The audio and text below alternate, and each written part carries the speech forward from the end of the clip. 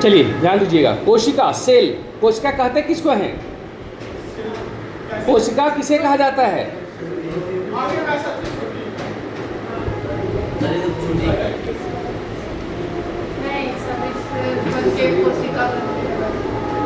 कोशिका जीव शरीर का संरचनात्मक, कार्यात्मक और वंशानुगात्मक इकाई है। क्या क्या है? संरचनात्मक यानी कि जीव के शरीर का जो निर्माण होता है उसके लिए जिम्मेदार कौन हो गया? संरचना नहीं, कोशिका। कार्यात्मक यानी हम जो कोई कार्य को संपन्न करते हैं उस कार्य में मदद कौन करता है? तो कोशिका करता है। और वंशानुगत यानी कि माँ पिता का गुण जो बच्चा में जाता है उसके लिए भी जिम्मेवार कौन होता है? कोशिका ही होता है। इसीलिए कोशिका को परिभाषित करते हुए कहा जाता है कि कोशिका जीव शरीर का संरचनात्मक, क्रियात्मक और वंशानुगात्मक इकाई होती है। आपको बताना है कोशिका का अध्ययन करने वाला विज्ञान क्या कहलाता है? साइटोलॉजी। क्या कहलाता है? साइटोलॉजी। साइटोलॉजी में किसका अध्ययन होता है? कोशिका का। साइटोलॉजी में किसका अध्ययन? कोशिका का अध्ययन होता है। आपको बताना है सर्वप्रथम कोशिका की खोज किसके द्वारा किया गया था? रॉबर्ट हुक के द्वारा किया गया था। कोशिका की खोज सर्वप्रथम किसने किया था? रॉबर्ट हुक ने किया था। रॉबर्ट हुक के द्वारा कोशिका की खोज कब की गई थी? 1665 ईस्वी में। रॉबर्ट हुक के द्वारा कोशिका की खोज कब की गई? 1665 ईस्वी में। अच्छा, किस व्यक्ति को फादर ऑफ साइटोलॉजी कहा जाता है? कोशिका विज्ञान का जनक रॉबर्ट हुक को ही कहा जाता है। रॉबर्ट हुक को कोशिका विज्ञान का पिता या फादर ऑफ साइटोलॉजी कहा जाता है। अच्छा, बताना है रॉबर्ट हुक ने कोशिका के बारे में सर्वप्रथम जानकारी अपनी किस पुस्तक में दिया था? माइकोग्राफिया। माइकोग्राफिया में इन्होंने सबसे पहले इसकी जानकारी दी थी। यानी कि पूछा जाएगा क्वेश्चन कि माइकोग्राफिया की रचना किसने की थी? Robert Hooke. माइकोग्राफिया किसकी पुस्तक है? रॉबर्ट हुक की पुस्तक है। अच्छा, रॉबर्ट हुक के द्वारा जिस कोशिका की खोज की गई थी वह एक मृत कोशिका था, डेड सेल था। आपको बताना है कि सर्वप्रथम जीवित कोशिका की खोज किसने किया था? ल्यूवेनहॉक। जीवित कोशिका की खोज किसने किया था? ल्यूवेनहॉक के द्वारा किया गया था।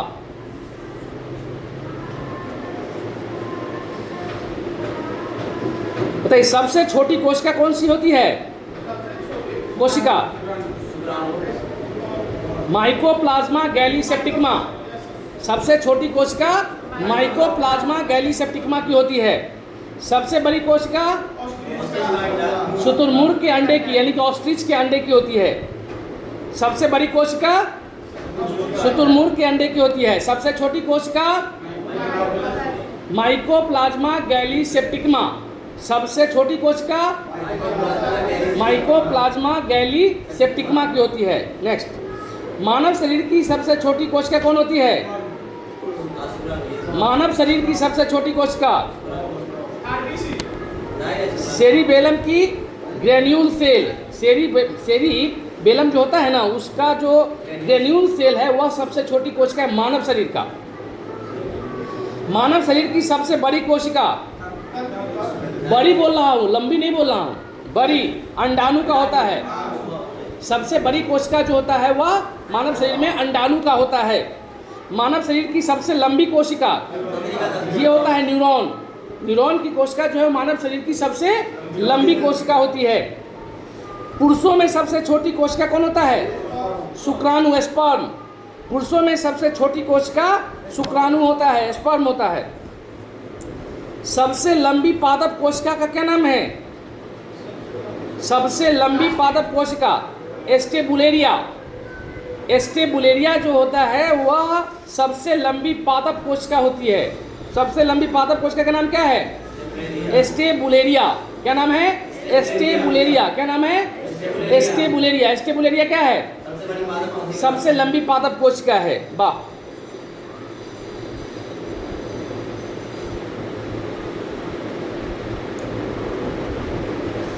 देखिए, निर्माण के आधार पे या संरचना के आधार पे कोशिका को दो भागों में बांटा गया है। एक मैंने जीव को दो भागों में बांटा गया है। एक होता है एक कोशिकीय जीव और एक होता है बहुकोशिकीय जीव, यूनिसेलर और मल्टीसेलर। एक कोशिकीय जीव किसे कहते हैं?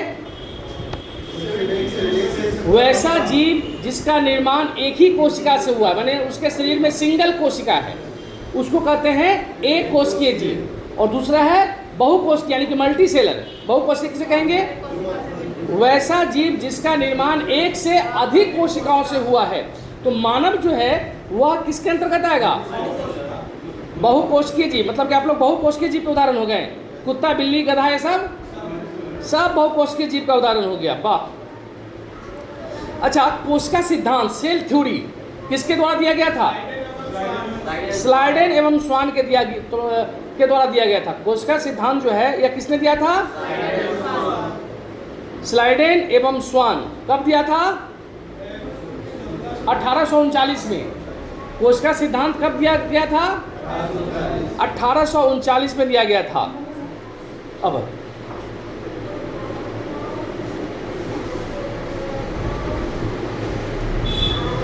स्लाइडेन तथा स्वान ने कोशिका सिद्धांत के तहत बताया था मानव की संरचना के विषय में कि सभी जीव का जो शरीर है वह एक या एक से अधिक कोशिकाओं से मिलकर बना हुआ है। ये कोशिका सिद्धांत के अंतर्गत कहा गया था। कोशिका सिद्धांत के ही तहत स्लाइडेन स्वान ने कहा था कि नए कोशिकाओं का निर्माण कैसे होता है। तो नए कोशिकाओं के निर्माण के विषय में उन्होंने बताया कि जब पुराने कोशिकाओं में जब विभाजन होता है, सेल डिवीजन होता है, तो सेल डिवीजन के कारण नए कोशिकाओं का निर्माण होता है। नहीं तो आपको बताना है कि जब सेल डिवीजन होता है, कोशिका विभाजन, तो उस कोशिका विभाजन में मुख्य रूप से किसका विभाजन होता है? केंद्रक का। मुख्य रूप से विभाजन किसका होता है? केंद्रक का, यानी कि न्यूक्लियस का विभाजन मुख्य रूप से होता है। कोशिका का ब्रेन, मस्तिष्क या कंट्रोल रूम किसको कहा जाता है? केंद्रक को ही कहा जाता है। यानी कि केंद्रक जो है वह कोशिका का मेन चीज होता है। इसीलिए जब कोशिका का विभाजन होगा तो उससे पहले किसका विभाजन होगा? केंद्रक का विभाजन होगा। तो संरचना के आधार पे कोशिका दो प्रकार का, या कोशिका को दो भागों में वर्गीकृत किया गया। एक है प्रोकैरियोटिक कोशिका और दूसरा है यूकैरियोटिक कोशिका। ठीक है, आपको बताना है कि प्रोकैरियोटिक कोशिका और यूकैरियोटिक कोशिका में किसमें केंद्रक का अभाव होता है? केंद्रक किस कोशिका में नहीं पाया जाता है? प्रोकैरियोटिक कोशिका में। तब सही जवाब है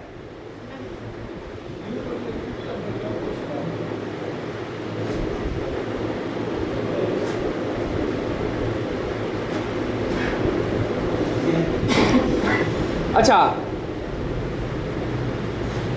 यूकैरियोटिक कोशिका किसे कहते हैं? वो तो बहुत सारा उदाहरण हो गया उसके लिए। मतलब कि केंद्रक के आधार पर अगर कहा जाए तो जिस कोशिका में केंद्रक उपस्थित हो उसे क्या कहेंगे? यूकैरियोटिक कोशिका। और जिसमें केंद्रक उपस्थित नहीं हो उसे कहेंगे प्रोकैरियोटिक कोशिका।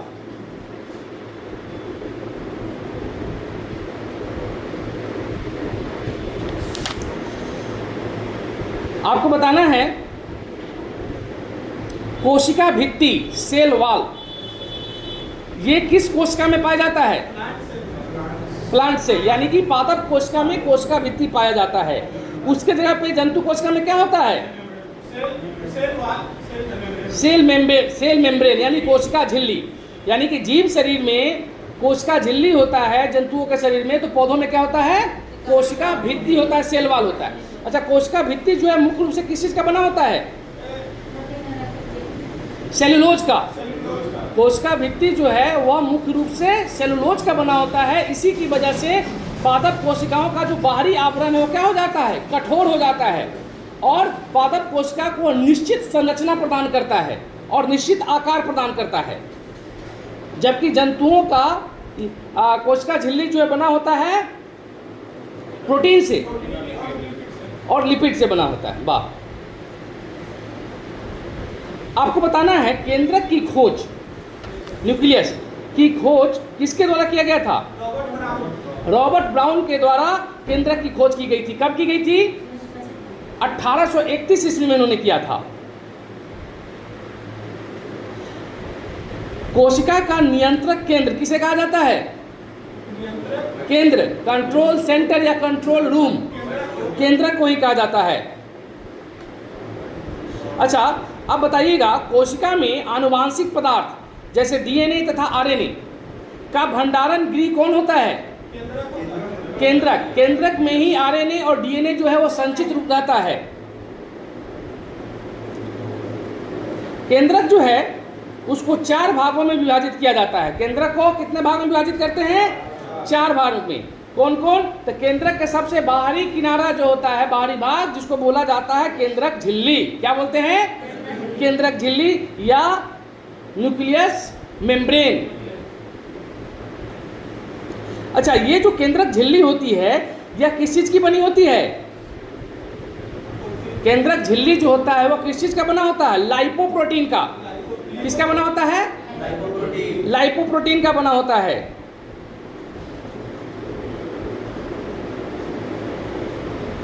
अच्छा, वैसी कोशिका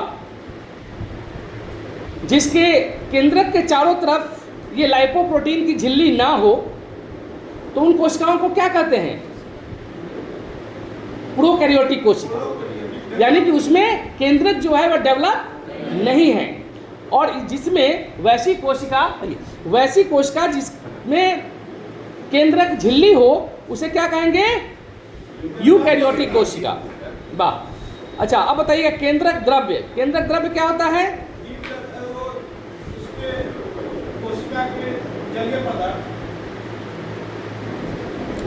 केंद्रक के अंदर जो तरल पदार्थ होता है जिसको आप दलीय पदार्थ कहते हैं, उसी अर्ध तरल पदार्थ को केंद्रक द्रव्य कहा जाता है।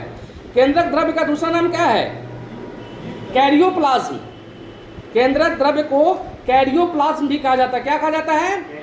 कैरियोप्लाज्म। कैरियोप्लाज्म किसे कहते हैं? केंद्रक द्रव्य को कहा जाता है कैरियोप्लाज्म, जिसको न्यूक्लियोप्लाज्म कहा जाता है। अच्छा, अब बताइएगा केंद्रिका क्या होता है? न्यूक्लियोलस। केंद्रिका किसे कहते हैं? यानी केंद्रक द्रव्य के अंदर एक छोटी सी गोल संरचना पाई जाती है, उसी को केंद्रिका कहा जाता है। केंद्रिका जो केंद्रक के अंदर में होता है। नहीं, केंद्रक के अंदर क्या हो गया? केंद्रक द्रव्य। उस केंद्रक द्रव्य के अंदर जो छोटी सी गोल संरचना पाई जाती है उसी को क्या कहते हैं? केंद्रिका या न्यूक्लियोलस कहा जाता है। जब कोशिका विभाजन होता है तो उस कोशिका विभाजन में मुख्य रूप से ये जो केंद्रिका है यही अपना महत्वपूर्ण भूमिका निभाती है।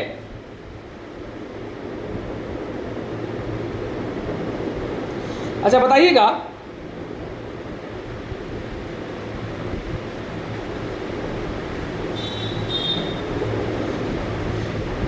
आरएनए का भंडार गृह किसे कहा जाता है? आरएनए का भंडार गृह मतलब आरएनए जो है वह कहाँ संचित रहता है? केंद्रिका में। आरएनए जो है वह केंद्रिका में संचित रहता है, इसीलिए आरएनए केंद्रिका को आरएनए का भंडार गृह, स्टोर रूम कहा जाता है। अच्छा, ये बताइएगा क्रोमेटिन जो होता है, क्रोमेटिन धागा, ये कहाँ पाया जाता है? क्रोमेटिन धागा कहाँ पाया जाता है? केंद्रक के अंदर में ही पाया जाता है। क्रोमेटिन धागा कहाँ होता है? केंद्रक के अंदर पाया जाता है, जो केंद्रक का सबसे महत्वपूर्ण भाग होता है। ये जो क्रोमेटिन धागा होता है ये किस चीज से मिलकर बना होता है?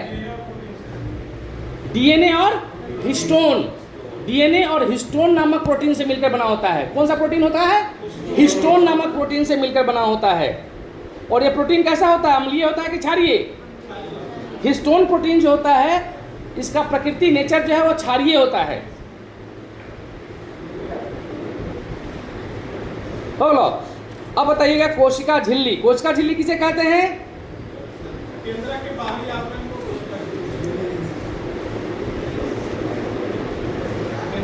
कोशिका। कोशिका का जो बाहरी आवरण होता है या कोशिका जो संरचना देता है का जो द्रव्य होता है, कोशिका द्रव्य जिस झिल्ली से घिरा होता है उसी झिल्ली को कोशिका झिल्ली कहा जाता है, या आप इसको कोशिका का बाहरी आवरण भी कह सकते हैं। इसी को प्लाज्मा झिल्ली भी कहा जाता है। कोशिका झिल्ली को ही प्लाज्मा झिल्ली भी कहा जाता है। अब बताइएगा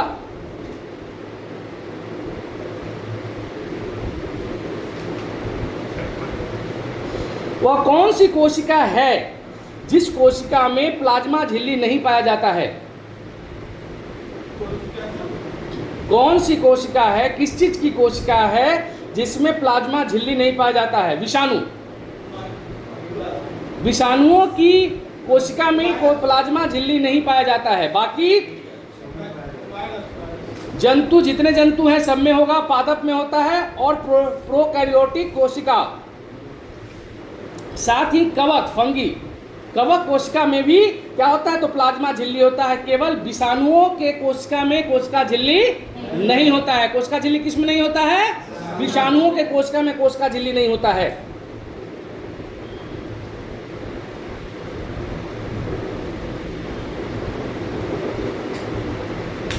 अच्छा बताइएगा,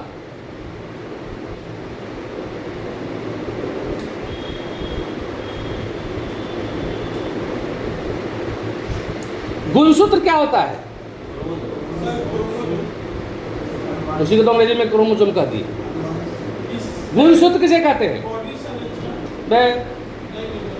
पढ़ के नहीं आया। अभी हम लोग पढ़े हैं केंद्रक के बारे में। केंद्रक को 4 भागों में बांटा गया, जिसमें एक सबसे महत्वपूर्ण चीज उसमें पढ़े हैं हम लोग, क्रोमेटीन। क्रोमेटीन धागा पढ़े हैं ना? तो जब कोशिका विभाजन होता है तो ये जो क्रोमेटीन है इसका भी विभाजन होगा और यही क्रोमेटीन सिकुड़ जाएगा और सिकुड़ के गांठनुमा आकृति बनाएगा। जब क्रोमेटीन सिकुड़ कर गांठनुमा आकृति बना ले तो उसी आकृति को क्या कहते हैं? गुणसूत्र कहते हैं या क्रोमोसोम कहते हैं। ठीक है, गुणसूत्र किसे कहते हैं? जब कोशिका विभाजन के समय क्रोमेटीन सिकुड़ कर गांठनुमा आकृति बना लेता है तो उसी को गुणसूत्र कहा जाता है। गुणसूत्र का क्रियात्मक भाग क्या कहलाता है? गुणसूत्र का क्रियात्मक भाग यानी कि उसका जो फंक्शन करने वाला भाग है वो क्या कहलाता है? गुणसूत्र के क्रियात्मक भाग को ही जीन कहते हैं। गुणसूत्र के क्रियात्मक भाग को ही जीन कहते हैं। अब ये जो गुणसूत्र है ये मुख्य रूप से किस चीज से मिलकर बना होता है? हाँ, गुणसूत्र मुख्य रूप से डीएनए तथा हिस्टोप्रोटीन से मिलकर बना होता है।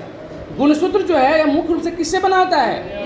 डीएनए और हिस्टोप्रोटीन से मिलकर बना होता है। इससे पहले हम लोग चर्चा किए हैं कि ये क्रोमेटीन धागा जो है ये किस चीज से मिलकर बना होता है? तो डीएनए और हिस्टोप्रोटीन से। तो अब यही क्रोमेटीन जो है ये सिकुड़कर गुणसूत्र के रूप में जब संकुचित हो रहा है, निर्माण हो रहा है, तो इसमें क्या आएगा? तो इसमें भी तो डीएनए और हिस्टोप्रोटीन आएगा।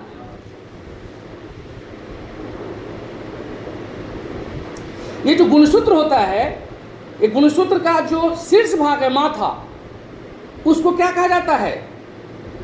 टेलोमियर। क्या बोलते हैं उसको? टेलोमियर कहा जाता है। उसको क्या बोलते हैं? टेलोमियर। डीएनए का फुल फॉर्म बताइए। Deoxyribonucleic acid. क्या होता है? Deoxyribonucleic acid. बोल डीएनए के फुल फॉर्म बताओ। छठी माई क्या रख दे वेला? हाँ, तुम बताओ डीएनए का फुल फॉर्म। बोल जोर से।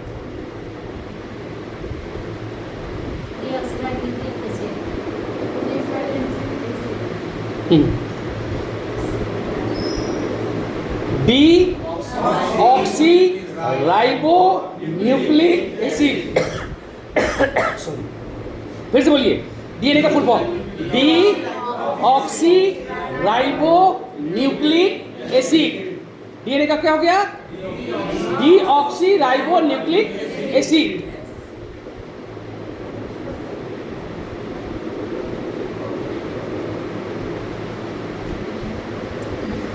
डीएनए क्या है भाई?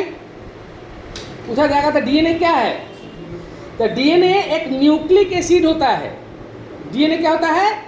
एक न्यूक्लिक एसिड होता है जो हिस्टोन प्रोटीन के साथ मिलकर, हिस्टोन प्रोटीन के साथ मिलकर किसका निर्माण करता है? तो गुणसूत्र का निर्माण करता है या क्रोमोसोम का निर्माण करता है। डीएनए जो है केंद्रक में तो पाया ही जाता है। केंद्रक के अलावे यह कहाँ पाया जाता है? डीएनए केंद्रक के अलावे कहाँ पाया जाता है? माइटोकॉन्ड्रिया और क्लोरोप्लास्ट। डीएनए जो है वह केंद्रक के अलावे माइटोकॉन्ड्रिया और क्लोरोप्लास्ट में पाया जाता है। यानी कि 3 जगह आपको डीएनए मिल जाएगा। कहाँ कहाँ? केंद्रक, माइटोकॉन्ड्रिया और क्लोरोप्लास्ट। क्वेश्चन आपसे पूछा जा सकता है कि डीएनए निम्न में से उपस्थित होता है: केंद्रक, माइटोकॉन्ड्रिया और क्लोरोप्लास्ट, और चौथा उपयुक्त में से सभी। क्या हो जाएगा आंसर? उपयुक्त में से सभी। ठीक है, ध्यान रखिएगा। आगे बताइएगा।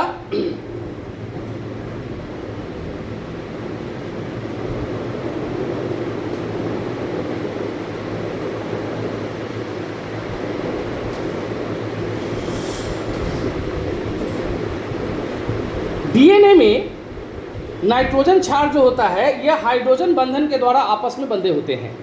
ठीक है, तो आपको ये बताना है ये एडेनिन जो होता है, एडेनिन किसके साथ बंधा होता है? एडेनिन किसके साथ बंधा होता है डीएनए में? थायमीन के साथ। एडेनिन किसके साथ बंध संयोग करता है? थायमीन के साथ। जबकि ग्वानिन किसके साथ? साइटोसिन के साथ। ये जो है ग्वानिन, ये किसके साथ संबंध बनाता है? तो साइटोसिन के साथ। ये दोनों युग्म बनाता है, जोड़ा बनाता है। अब बताइएगा आरएनए। आरएनए का full form ribo nucleic acid. RNA का राइबो न्यूक्लिक एसिड। आरएनए का फुल फॉर्म बताओ। Ribo nucleic acid. Ribo nucleic acid. बोलो आरएनए एसिड। आरएनए क्या होता है? Ribo nucleic acid.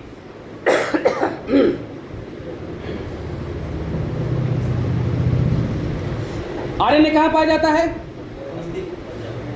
कोशिका द्रव्य में। आरएनए कहाँ उपस्थित रहता है? कोशिका द्रव्य में आरएनए पाया जाता है। आरएनए का मुख्य काम क्या है?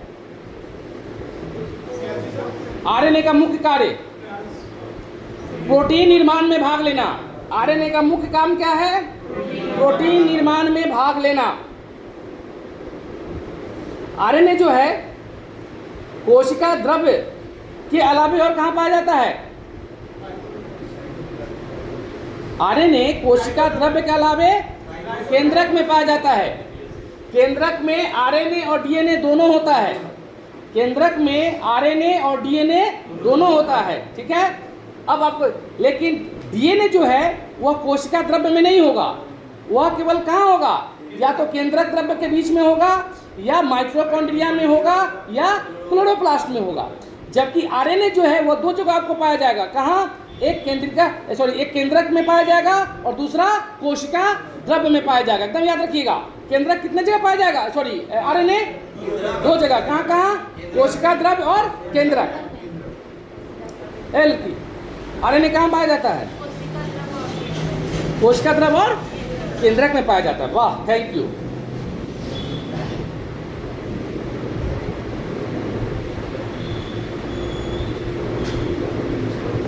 आपको बताना है जिस तरह से डीएनए एक आनुवांशिक पदार्थ होता है, उसी तरह से आरएनए क्या होता है?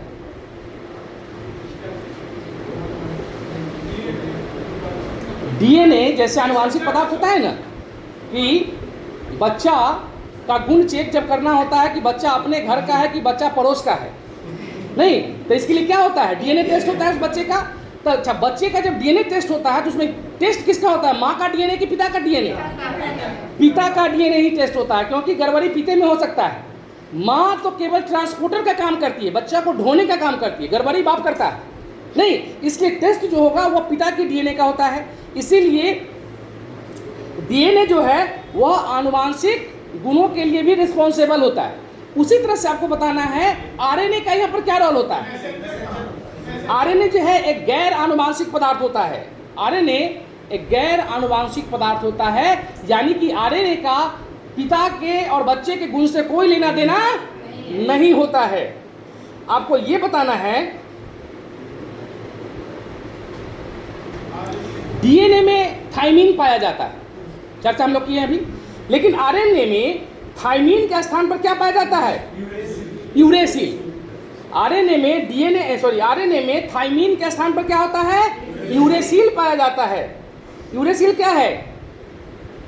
नाइट्रोजनीय क्षार होता है। यूरेसिल क्या है? नाइट्रोजनीय क्षार होता है। यूरेसिल क्या है? नाइट्रोजनीय क्षार होता है। अच्छा,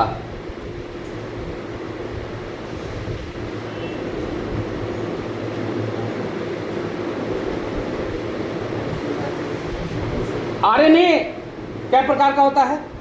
3 प्रकार का। आरएनए कितने प्रकार के होते हैं? कौन कौन? mRNA, rRNA और tRNA। ठीक है। mRNA को क्या कहा जाता है? M for messenger RNA. दूसरा हो गया rRNA। rRNA का मतलब राइबोसोमल आरएनए। rRNA का मतलब हो गया राइबोसोमल आरएनए। और तीसरा होता है tRNA, मतलब ट्रांसफर आरएनए। tRNA का मतलब ट्रांसफर आरएनए होता है। अब आपको ये बताना है कि mRNA जो है मैसेंजर आरएनए, इसका क्या काम होता है या किसे कहते हैं?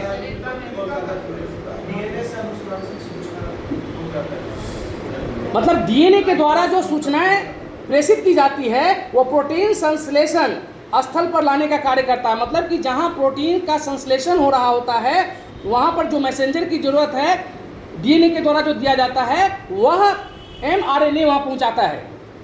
मतलब मैसेंजर का काम करता है एक लाइन में। उसके बाद है rRNA। इसको क्या बोलते हैं? Ribosomal RNA. ये तीनों प्रकार का जो आरएनए है इसमें सबसे ज्यादा भाग किसका होता है? इसी का, राइबोसोमल आरएनए का ही होता है। ठीक है, राइबोसोमल आरएनए। अब rRNA जो है इसका मुख्य काम क्या है? नहीं, इसका मुख्य कार्य है राइबोसोम की संरचना में संगठन करना। और राइबोसोम का काम क्या होता है? प्रोटीन का निर्माण करना। ठीक, इसीलिए इसको rRNA कहा जाता है। और अगला है tRNA, ट्रांसफर आरएनए। तीनों प्रकार का जो आरएनए है उसमें सबसे छोटा आरएनए यही होता है tRNA। ठीक, इसका मुख्य काम क्या है? जितने भी अमीनो अम्ल शरीर में हैं उन सभी अमीनो अम्ल को प्रोटीन संश्लेषण वाले स्थान पर पहुंचा देना। क्या काम है इसका? tRNA का शरीर में जितने भी अमीनो अम्ल हैं उन सभी अमीनो अम्ल को जहां पर प्रोटीन का संश्लेषण होता है उस स्थान पर पहुंचा देना, इसलिए ट्रांसफर आरएनए को कहा जाता है। हो गया। अगला बताइएगा, जीव द्रव्य। जीव द्रव्य को अंग्रेजी में क्या बोलते हैं? प्रोटोप्लाज्म। जीव द्रव्य को क्या कहा जाता है? प्रोटोप्लाज्म। जीव द्रव्य कहते किसको है? कोशिका के अंदर जो भी बात देखिए, कोशिका द्रव्य और केंद्रक द्रव्य दो चीज हुआ ना।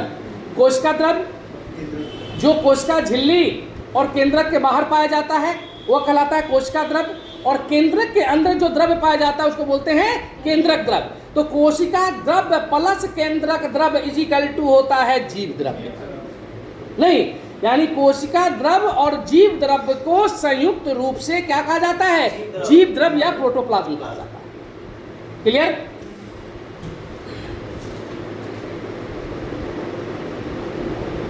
अच्छा, इस द्रव्य को जीव द्रव्य नाम किसने दिया था? जेई पुरकिंजे के द्वारा ही जीव द्रव्य नाम दिया गया था। कब? तो 1839 ईस्वी में। जीव द्रव्य नामकरण जो है यह जेई पुरकिंजे के द्वारा किया गया था। कब किया गया था? 1839 ईस्वी में किया गया था। अच्छा, ये जीव द्रव्य का जो निर्माण होता है किन चीज से होता है? किन पदार्थों से होता है जीव द्रव्य का निर्माण? तो जीव द्रव्य का निर्माण कार्बनिक और अकार्बनिक दोनों प्रकार के पदार्थों से मिलकर होता है। ठीक है, तो कार्बनिक पदार्थों में क्या क्या होते हैं? कार्बोहाइड्रेट, प्रोटीन एवं वसा। कार्बोहाइड्रेट, प्रोटीन और वसा, ये तीनों किस तरह के पदार्थ हो गए?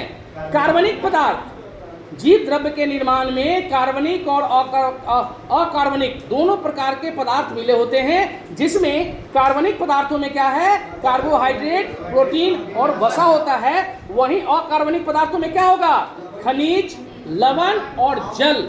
खनिज, लवण और जल, ये तीनों क्या हैं, अकार्बनिक पदार्थ हैं जो जीव द्रव्य के निर्माण में सहयोग करते हैं।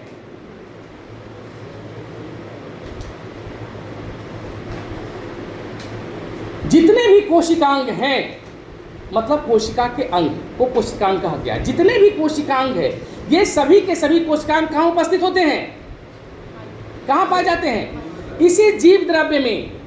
सभी कोशिकांग जो है कहाँ पाए जाते हैं, तो जीव द्रव्य के अंदर पाए जाते हैं। कहाँ पाए जाते हैं, जीव द्रव्य के अंदर। सभी कोशिकांग कहाँ पाए जाते हैं, जीव द्रव्य के अंदर पाए जाते हैं। कोशिका द्रव्य, साइटोप्लाज्म किसे कहा जाता है, कोशिका के अंदर तरल पदार्थ जीव द्रव्य। अब ये समझाए हैं कि जीव द्रव्य इज इक्वल टू क्या होता है, कोशिका द्रव्य प्लस केंद्रक द्रव्य। हमने आपसे अभी पूछा कि भैया कोशिका द्रव्य किसे कहा जाता है, कोशिका द्रव्य किसे कहा जाता है, तो जीव द्रव्य में से केंद्रक द्रव्य माइनस कर देंगे तो क्या बचेगा, कोशिका द्रव्य। यानी कि आप यह कह सकते हैं केंद्रक झिल्ली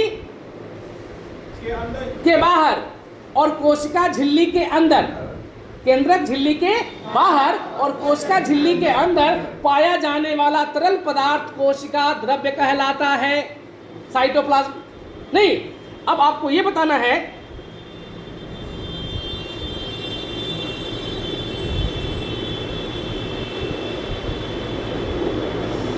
प्रोकैरियोटिक कोशिका, ठीक है, प्रोकैरियोटिक कोशिका में प्लाज्मा झिल्ली के अंदर जो द्रव्य पाया जाता है उसको क्या कहते हैं, प्रोकैरियोटिक कोशिका में जो प्लाज्मा झिल्ली के अंदर में जो द्रव्य पाया जाता है उसको जीवाणु कोशिका द्रव्य कहते हैं। क्या कहते हैं, जीवाणु कोशिका द्रव्य कहा जाता है।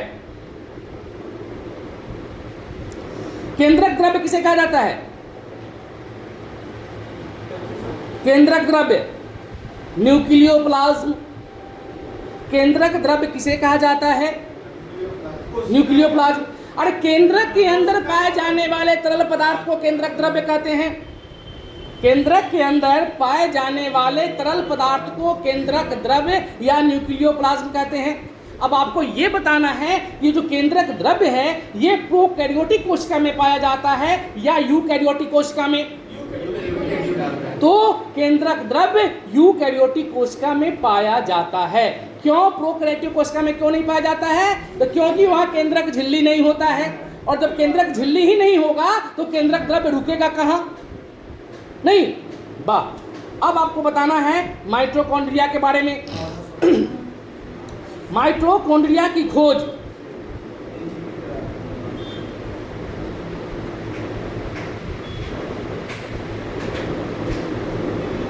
माइटोकॉन्ड्रिया की खोज सबसे पहले किसने किया था, माइटोकॉन्ड्रिया की खोज है 1890 ईस्वी में कोलिकर नामक विद्वान ने किया था, वैज्ञानिक ने।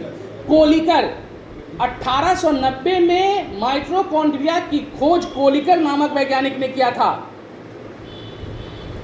जबकि ऑल्टमैन नामक वैज्ञानिक ने इसे बायोप्लास्ट नाम दिया था। बायोप्लास्ट, ऑल्टमैन ने इसको क्या नाम दिया, बायोप्लास्ट, तथा बेंडा ने इसका नामकरण किया माइटोकॉन्ड्रिया। ठीक,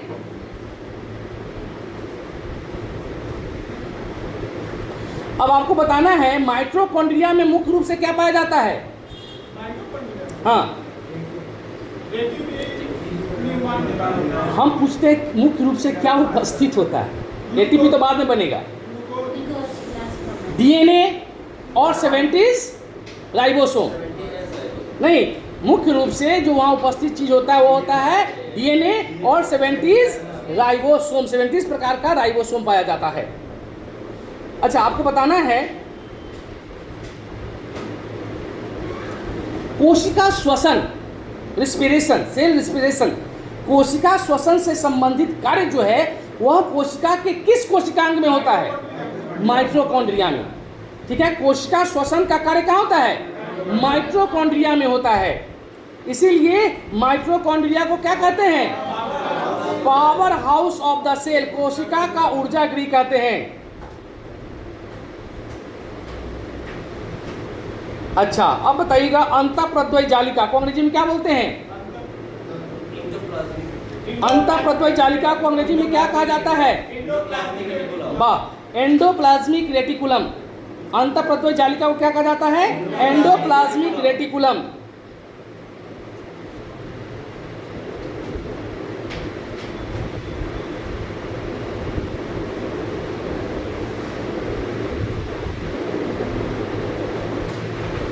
अच्छा बताइएगा,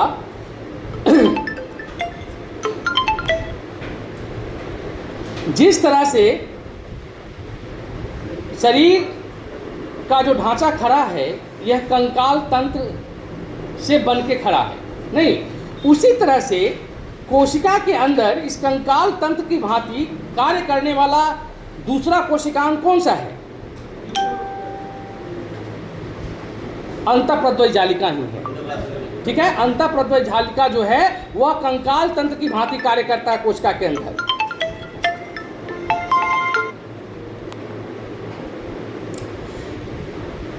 आपको यह बताना है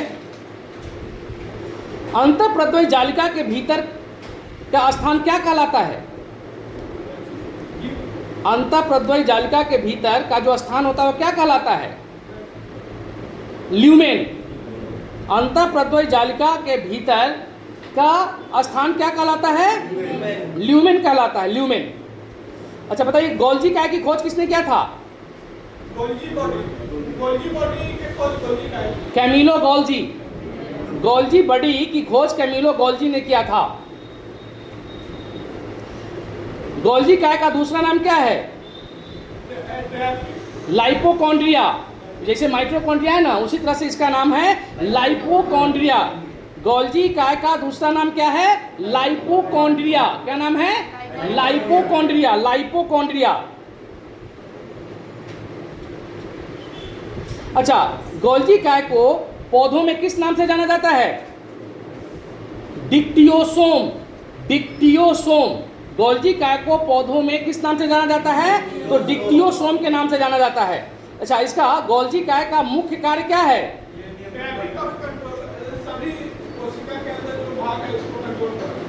उसका मुख्य कोशिका के अंदर जो द्रव्य है उसको कोशिका के लक्ष्य तक या पहुंचाना, ठीक है, तथा कोशिका का जो बाहरी भाग है उसको श्रवण करना, यानी कि बाहर से किसी तरह का अगर संकेत मिल रहा है उस संकेत को सुन के केंद्र तक पहुंचा देना। इसीलिए गोल्जी काय को कोशिका का परिवहन केंद्र भी कहा जाता है। क्या कहा जाता है? कोशिका का परिवहन केंद्र। अब बताइए, लाइसोसोम। लाइसोसोम का निर्माण जो है कहाँ होता है? गोल्जी काय में होता है। लाइसोसोम का निर्माण कहाँ होता है? गोल्जी काय में होता है। लाइसोसोम में मुख्य रूप से क्या क्या पाया जाता है?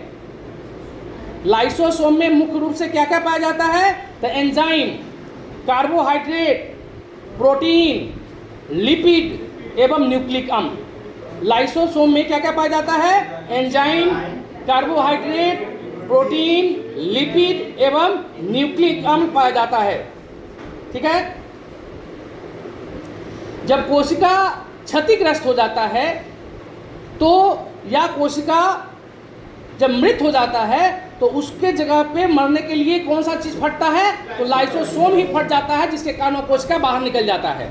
ठीक है, इसीलिए कोशिका की आत्मघाती थैली या आत्महत्या की थैली किसे कहा जाता है? लाइसोसोम को। और कोशिका का पाचन थैली भी लाइसोसोम को कहा जाता है। कोशिका का पाचन थैली भी लाइसोसोम को ही कहा जाता है। अब बताइएगा, राइबोसोम।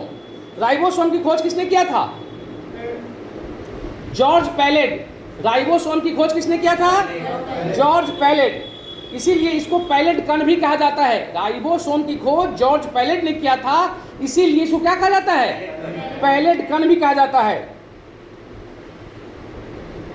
राइबोसोम किस चीज से मिलकर बना होता है? राइबोसोम जो है राइबोन्यूक्लिक अम्ल तथा प्रोटीन से मिलकर राइबोसोम बनता है। राइबोसोम कैसे बनता है? राइबोन्यूक्लिक अम्ल और प्रोटीन से मिलकर राइबोसोम बनता है।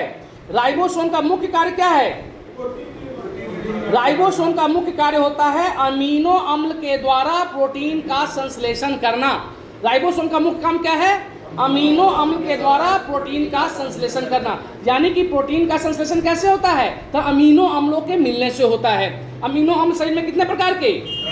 20 प्रकार के अमीनो अम्ल पाए जाते हैं। शरीर में 20 प्रकार के अमीनो अम्ल पाए जाते हैं। हो गया? अब बताइएगा, लवक की खोज किसने किया था? हाँ, लवक की खोज हैकेल नामक वैज्ञानिक ने किया था। किसने किया था? हैकेल। लवक की खोज किसने किया था?